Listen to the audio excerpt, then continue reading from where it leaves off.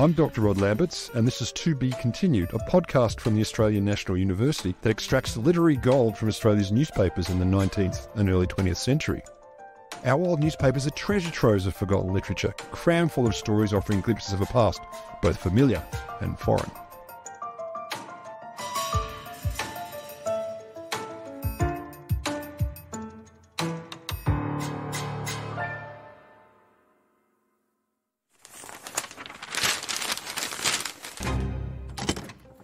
He opened the door and advanced toward the safe, taking out his keys as he did so, and the supposed safe toppled to the floor.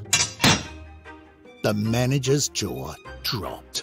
The safe was a wooden replica of the door and had been fixed to the floor, and what the watchman and the detective had viewed every 15 minutes had been the false representation of the safe. The manager was incapable of speech. Steele rushed to the safe, and a sight met his eyes that turned his blood to ice. The safe door was melted away as completely as if it were butter, a large opening in the floor being covered with fragments of metal.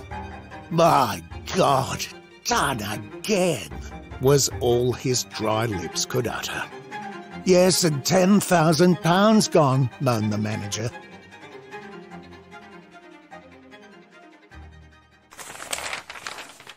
I'm Dr. Rod Lamberts, and you've just listened to an excerpt from How Ubique Robbed the Morningvale Company's Safe by Clarence W. Martin, and it was published in the Geelong Observer Saturday, April 2, 1910. Why did we listen to this? Because in this episode of To Be Continued, we're talking about bushrangers, and that little excerpt is a cracking way to kick us off, I think. But look, I'm just the host, and what we need this episode is not one, but two experts to help us out. So I'm joined by Associate Professor Maggie Nolan. She's Associate Professor of Digital Cultural Heritage at the School of Communication and Arts at Uni of Queensland, and Professor Ronan McDonald, Jerry Higgins Chair in Irish Studies, School of Culture and Communication at Melbourne University. So first up, Maggie and Ronan, hello, welcome. Thanks very much. Great to be here. Hello, Rod. I got a kick-off question for you, and this is where you'll both start saying, I don't know, I'm not the expert. So let's dive in there. What's a bushranger and what isn't a bushranger? Because we're talking about bushrangers and we're going to be boring academics. Let's define our terms. Goodness me. Well, I mean, we're talking really about recognisable type of Australian bandit, aren't we? Outlaw. Somebody who lives often in the bush, often on the run from police forces, and makes their money through theft, as we heard from the story you referred to, kind of an elaborate bank robbery we heard a reading from, but also from hijacking and holding people up and doing other sorts of dastardly activity in the Australian bush. Maggie, was that a good definition? Or yeah, I think that, I mean, probably one of the other ways that we think about bushrangers is people that kind of begin to take up arms, so they're out in the bush, frequently ex-convicts, although not always. And I think I'm not 100% sure about this, but I think one of the characteristics of the bushranger by definition is that they've taken up arms, hence kind of Ralph Baldwin's famous book, Robbery Under Arms. So how are they different though? I mean, Ronan, you mentioned outlaws, bandits, etc.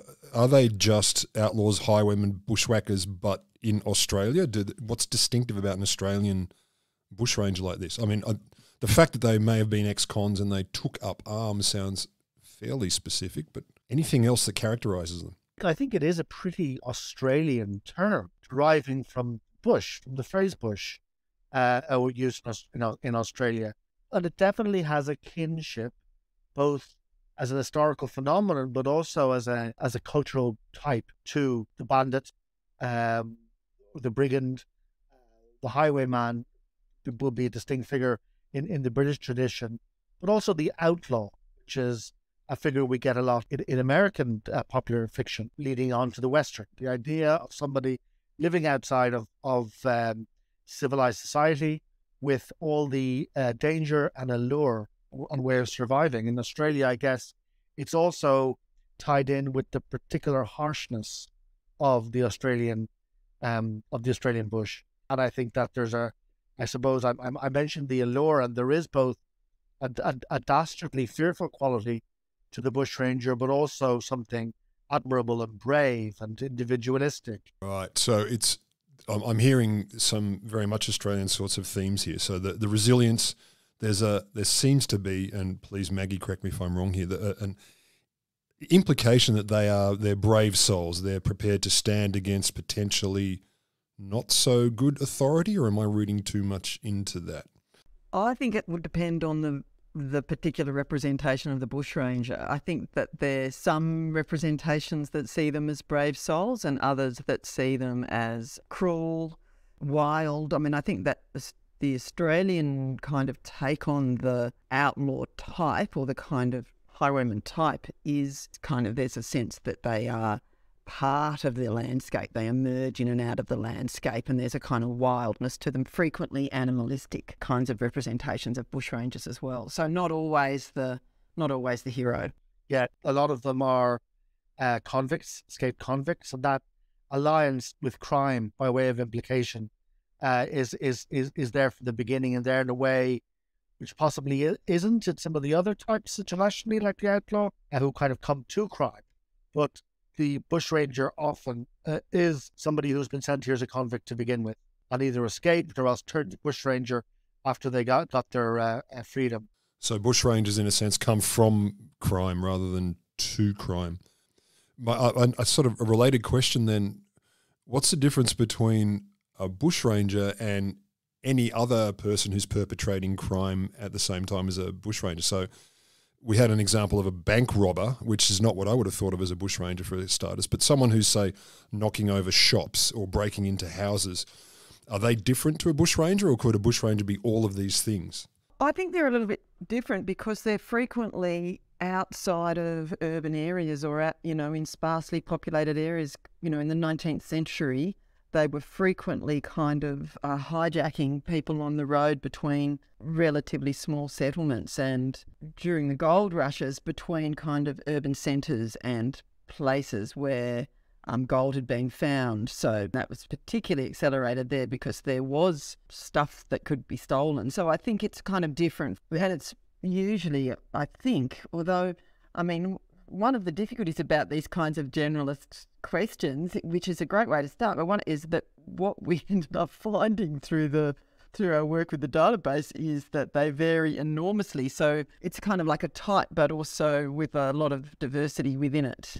Interesting. And yet it's so iconic in the Australian sort of zeitgeist, this notion of the bushranger, even though this diversity I don't think is as clearly represented, at least not in my impression. You can probably tell I'm fairly Australian.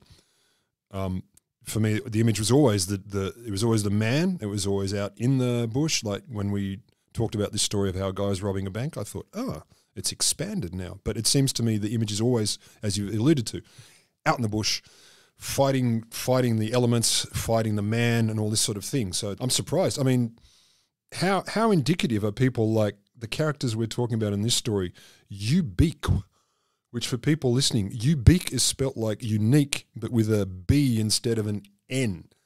How typical is Ubique, the bushranger? Ubique is a very unique bushranger, I would have to say. Yeah, there's not many scientific bushrangers out there, and it was quite a find actually, such an odd kind of bushranger type. And in some ways, what's interesting about Ubique is the way in which that story intersects with the detective genre that was so prominent in the late 19th, early 20th century. So I think there's a kind of generic element because, we're talking in many ways about fictional bushrangers. I mean, there were historical bushrangers, and many of the fictional bushrangers were based on actual historical bushrangers, but there are a whole lot more bushrangers that were fictional that weren't based on historical bushrangers, yeah. The first thing I say just in the scientific bushranger is that, I think it's an interesting way of thinking about Ubique as the marrying of two generic types, two types of genre, the detective, and I suppose we think of, the brilliant criminal type of figure we might fear, a Moriarty in Sherlock Holmes, somebody who is is hyper scientific. It's a figure who's eccentric, and I think two different sorts of eccentricity combine in Ubique. the eccentricity, someone who's outside society, fascinating and dangerous as a result, and then a figure who has got this, one of the qualities of modernity, namely a very scientific mind, but exaggerated to such an extent that they become superhuman in a way, and brilliant and alluring, but alluring because different. So both the highly scientific mind and the bushranger are different to us, different on the margins. The bushranger literally on the margins of society, and the scientist intellectually, as it were. But another point I think Maggie made that I think is really crucial is the distinction between the bushranger as a literary type, as something that comes up in popular fiction, in various stories and to be continued, and that is a national type. And I suppose probably the chief exemplar of that would be someone like Ned Kelly, who is really an icon in Australia. And I think if we think about Ned Kelly as kind of as a quintessential bushranger and a hero and someone who represents us a certain image of Australia, that's probably recognizable to most of our listeners. And he was an historical figure who also led to thousands of songs, stories, films, short stories, novels, all the way from the earliest film up to the Peter Carey novel. But of course, what our work, I suppose, is uncovering is huge subterranean and forgotten types beneath that wild male figure. And of course, historically, we have women bushrangers like Jessie Hickman, or the Chinese bushranger like Sam Poo, or indigenous bushrangers. They're all types of bushrangers who don't match that type, that Ned Kelly type, or the historical figures which complicate and enrich our historical understanding and also our literary historical understanding. Yeah, it would have been interesting to think what if Ubique, the scientific bushranger, had become a kind of literary type, but it never really did. It was just a kind of random story that kind of fell away. So is that right? Yep. Yeah, I mean, I think it was only discovered, I think Kath discovered it through the To Be Continued database. I've never heard of anyone mention it before in Australian literary history, so it was not a kind of representation that kind of came to the surface as something that took on a kind of representative sense of the bushranger. Yeah, that's so interesting. And then we go on to, Ronan, you're unpacking this whole thing of the blending of genres, because for people, if you haven't yet gone to listen to the companion part of this podcast where these stories are read out in full, the idea that you have this very interesting taunting, Sherlock Holmes Moriarty relationship here. There's these classic nemeses where the Ubique taunts his detective nemesis to capture him. He taunts him with basically giving away almost what he's going to do. He leaves little notes and dares him to do this. So this is also an unusual blend. Is that right? Well, I mean, I think that in popular fiction, it makes sense to kind of put together things which are popular. If they work in one genre, then they work in another. The detective genre and the types of the detective genre. Now, you mentioned Richard Moriarty, who's kind of a villain in Sherlock Holmes, is brilliant. But what we might also recognize the kind of the dullard detective, the detective who is weak compared to the outlaw who we're kind of rooting for, even though he's a criminal. And I think Ubique is a little bit like that. The narrative satisfaction comes from watching Ubique come up with a brilliant plan or a brilliant way of outwitting his pursuer.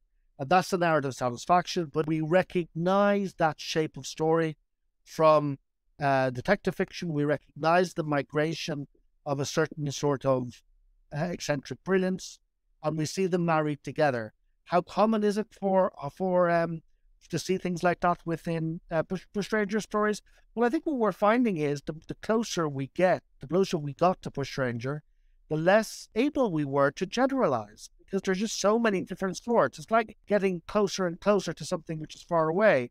From a distance, it looks monochrome, but you get close to it and you see all the various colors of it. And then you realize, well, what is it we're talking about? Because it dissipates into these particulars and these particular types. So are the bushranger stories common in the literature, or rather the newspapers of the period we're talking about that's covered by the To Be Continued project? Or would you say they're heavily represented, only occasionally appear? How often would they turn up? Well, they are very common in the colonial fiction that has been uncovered in the To Be Continued database. And probably this is a good time to kind of say how we kind of became interested in this. So Ronan and I were looking at Irish Australian literature, and we thought, okay, let's kind of pick a trope of Irish Australianness and then look at how it plays out in the archive.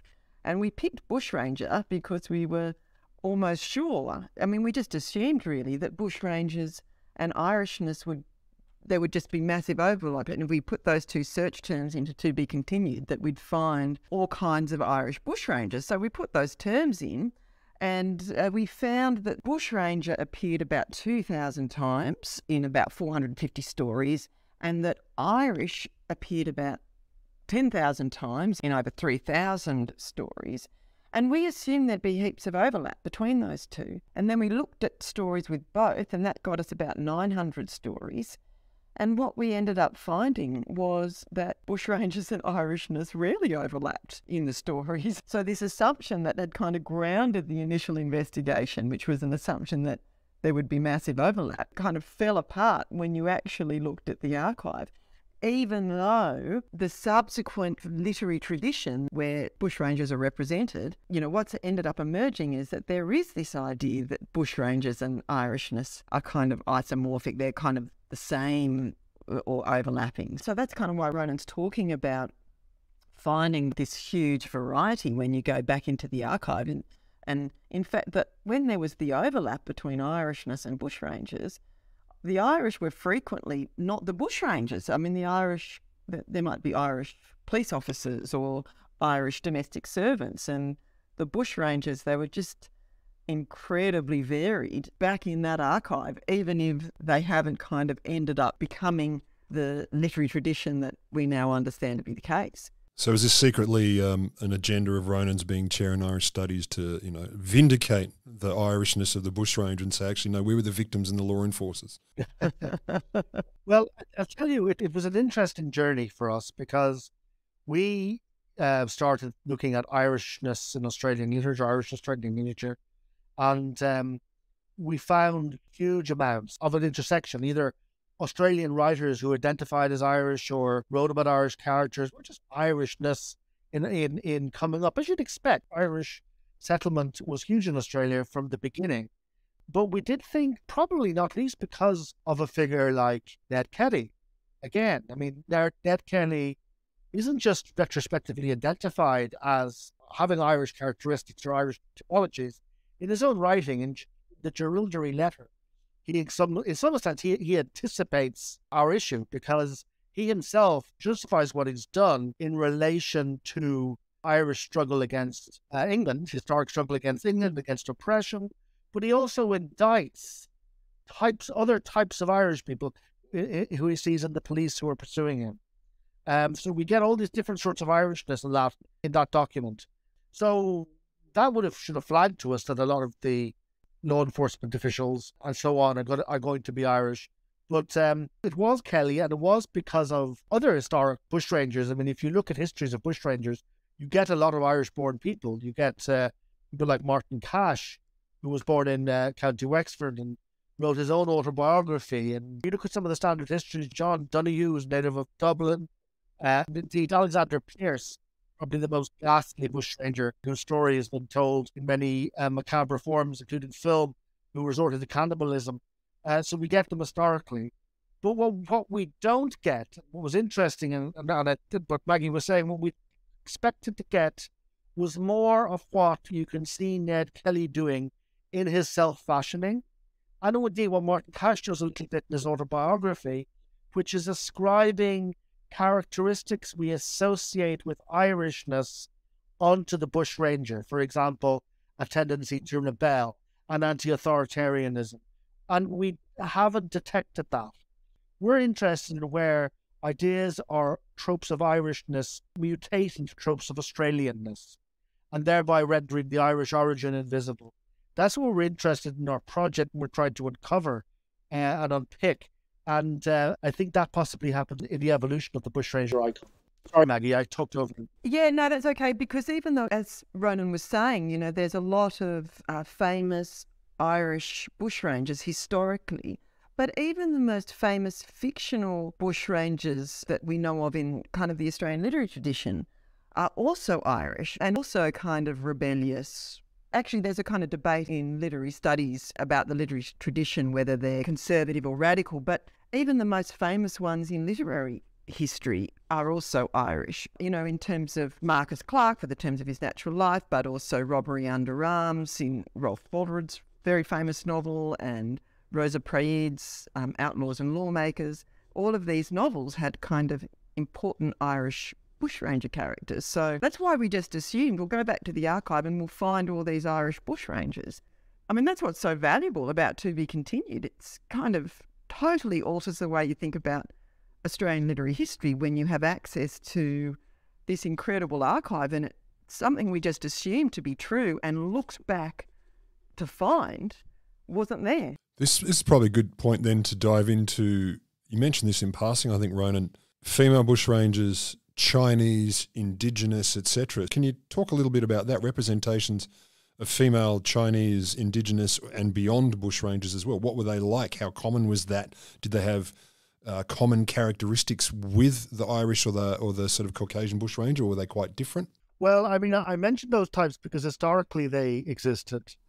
You know, there were women Chinese and Indigenous bushrangers and all types of other ones.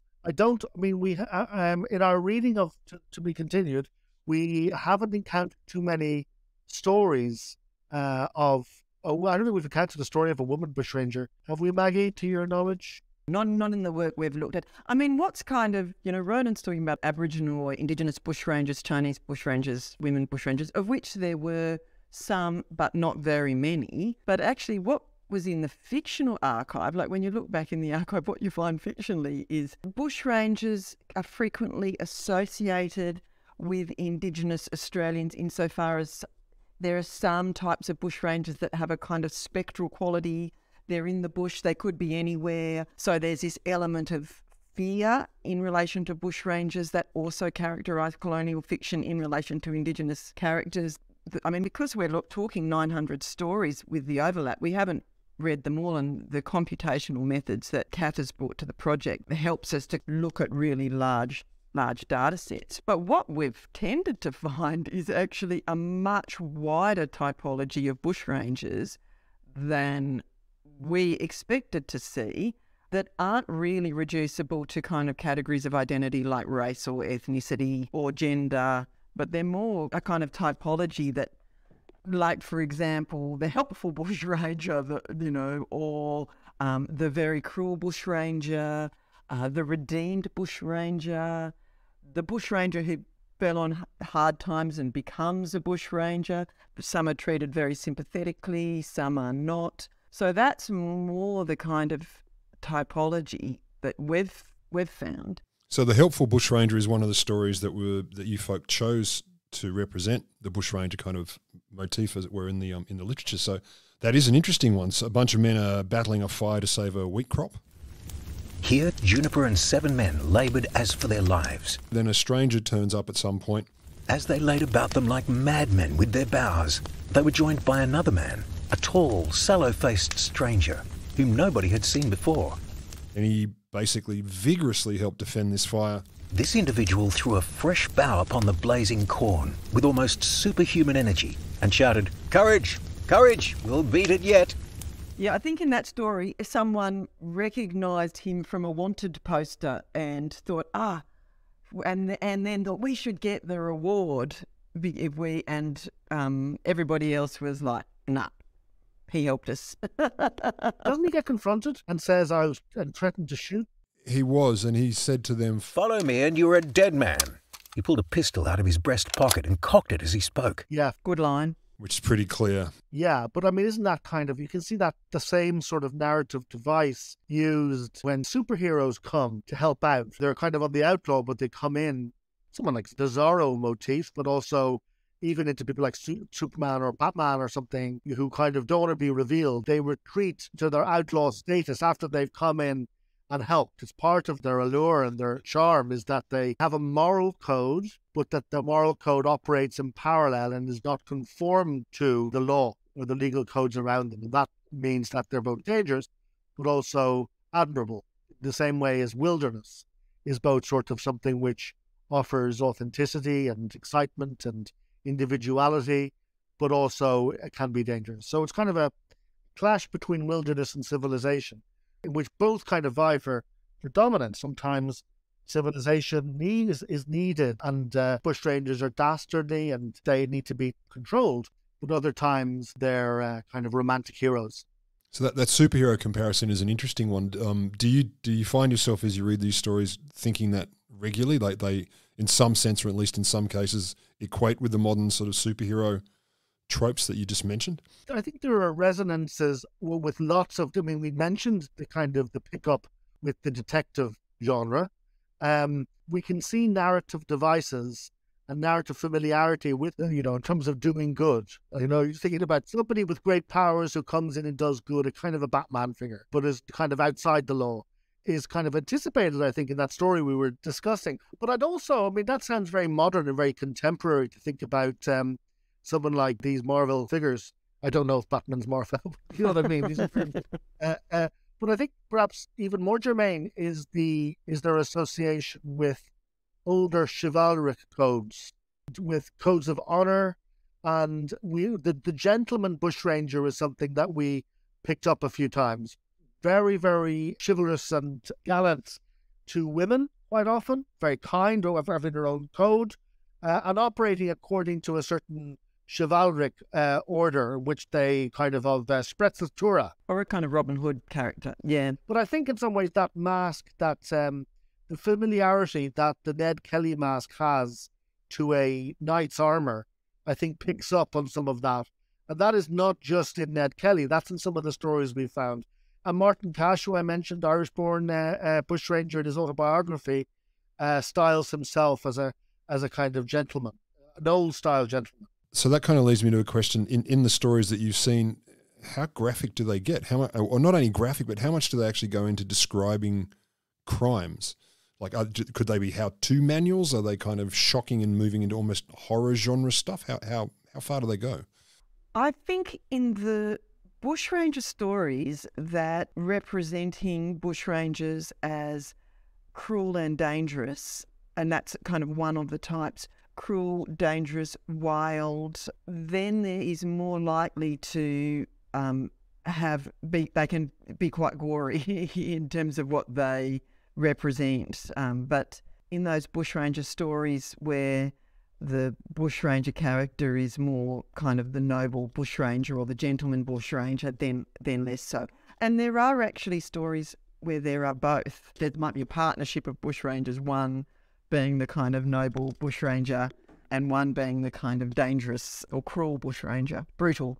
So was there ever a bridge too far? Like, were there certain types of bushranger that would not be favourably featured by publishers and editors? Well, I don't think we can know what stories didn't get accepted. Yeah. But I think my sense is that there was clearly a real fascination in the colonial era with bushrangers, and partly because they were a historical phenomena. They're not a kind of mythical figure. They're a real figure, and the variety of the bushranger types, I mean, my sense is that publishers would have quite enjoyed bushrangers that were out beyond acceptability, because part of the point of stories is to delineate what's acceptable and unacceptable and what lies outside the acceptable. So the question of censorship, or kind of that's too far, we can't go there, it's a really interesting one, but I don't think we can know the answer to it. I mean, there might be methods, but some of the histories that I've looked at, some of which appear in To Be Continued, because they were serialized and then they become kind of classic histories, where they're talking about actual history. Some of the descriptions of violence are quite hard-hitting, pretty visceral. And, we need to bear in mind, I mean, I think we have emphasized the allure, the kind of the excitement of the outlaw, and the kind of occasional heroism, as the bushranger who helped with the fire that we mentioned, and the brilliance of Ubique. But there are also, and I think Maggie makes a really important point when she says that these are people's lived experience. We also feared. There was real fear of bushranger, and one of the features of living in colonial Australia was the geographic distance and the vulnerability for your homestead or for you as a traveller so far from law enforcement to crime, to serious crime, to violent crime. So the writing of these stories and the popularity from them, we can source to numerous things. We can and we've emphasized the kind of the migration, the way sort of tropes and genres borrowed from outside come here and take a particular colouring and shape within the Australian mythos and work for Australian audience. But there is also, I think, the fact that these stories contain and to some extent control a real and present fear of settler Australia, being threatened by those who live beyond the law. And in some ways you could say that the bushranger came to be represented in more romantic or noble terms after the threat of actual bushrangers had started to diminish over the course of the night. So they became heroes when they were no longer really much around. Because certainly from the archive, what it looks like is that they really were quite terrifying. As you know, as Ronan was saying, people were afraid of them. And so stories with scary bushrangers spoke to those fears in ways that I guess horror stories might. And in the term of his natural life, I mean, as Ronan mentioned earlier, Alexander Pierce was a cannibal. That's how he survived, through cannibalism. So that's pretty gory, and it's described in the novel. This is practical, right? Because he needed to live. He was hungry, yeah. So any stories that you've dug through that really stood out, like surprised you, appalled you, delighted you? Like, what were the standout or unusual ones that you've come across so far? Well, I think Ubique was one that we put forward for a reason, and it was read so beautifully there at the start of the show. Was a standout, but as we say, there's so much diversity and so much divergence in the narrative shape of them all that we're really kind of interested in the particularity and the fact that they kind of resist that much generality about them. They're extraordinarily diverse, and we kind of, I think, are just really discovering a cornucopia. I would agree, and I think, in fact, that was the most surprising thing, more than any individual kind of bushranger character that was like, oh wow, that's unusual. It was more like, wow, another type of bushranger that we hadn't anticipated. It was more that kind of that's where the surprise was, and that it was so different to what we understood to be the representation of the bushranger in the Australian literary tradition. It actually, what made us think was how much the Australian literary tradition has simplified the figure of the bushranger in quite binary terms, good, bad, noble, savage, that kind of thing, that emerged from such a diverse array of bushrangers, some of which are actually kind of boring or incidental or don't particularly drive the narrative, or, so much broader than we had anticipated. That's where I think the surprise was for us. Yeah. I also very keen, I mean, Maggie touched on this earlier.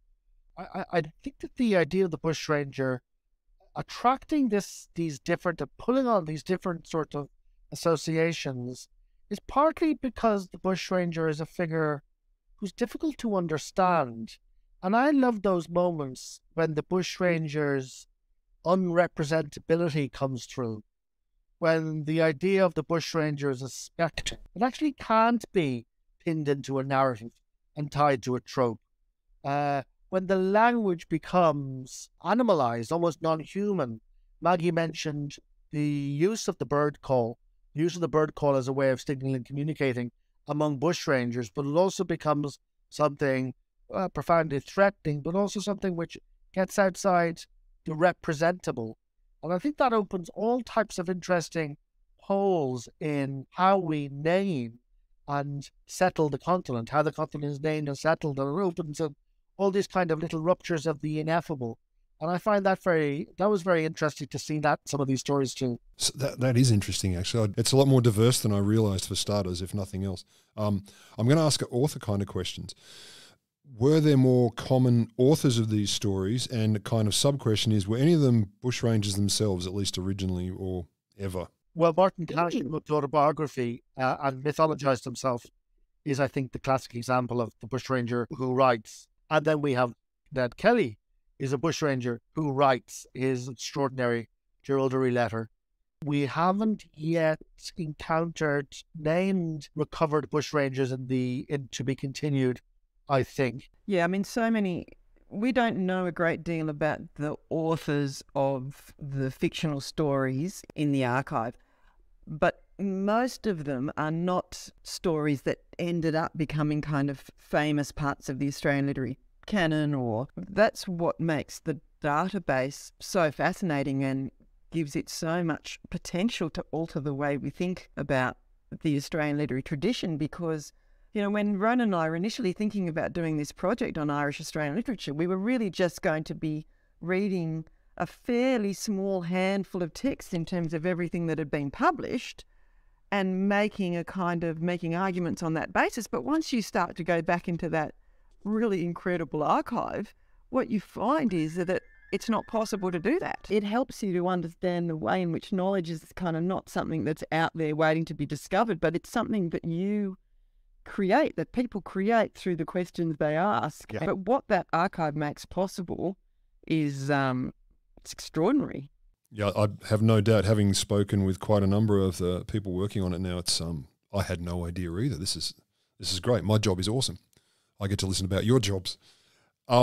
You kind of touched on this, but I just want to revisit it maybe a bit more specifically. The change in the nature of the stories or the type of stories over time. So, Maggie, you made the point that once we stop being as worried about bushrangers, we're prepared to kind of lionize them, make them heroes, or at least, moral tales to which we can actually relate. But did you notice any, or have you so far noticed any clear sort of distinct chunks of time as the nature of the stories shifted or the attitudes towards them?